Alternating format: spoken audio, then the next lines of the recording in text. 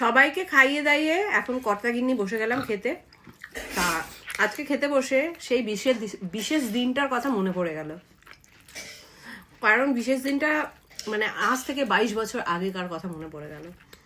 এইভাবে একই সাথে খেতে বসেছিলাম, তবে তফাৎটা ছিল আজকে আলাদা থালায় খাচ্ছি আর সেদিন এক থালায় খেয়েছিলাম।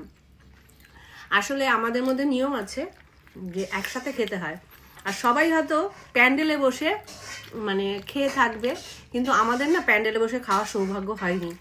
তার কারণ এতটাই রাত্রি হয়ে গিয়েছিল, কেউ ছিল না প্যান্ডেলে। সকলের খাওয়া দাওয়া হয়ে গিয়েছিল, তা সেই কারণে আমাদের ঘরেই খেতে দিয়েছিল, আর কয়েকজন মাত্র জেগেছিল আর সবাই ঘুমিয়ে পড়েছিল। তবে আজকে আরো একটা বিশেষ দিন, তার কারণ আজকে ছেলের হাতের রান্না খাচ্ছি। মানে ছেলে এই প্রথমবার চিলি চিকেন বানালো, আর এত ভালো বানিয়েছে কি বলবো। আমি তাই ভাবছিলাম যে ও এত ভালো রান্না শিখলো কোথা থেকে।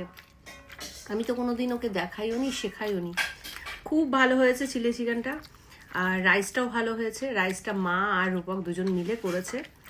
তা সত্যি কথা আজকের দিনটা আমার চিরস্মরণীয় হয়ে থাকবে।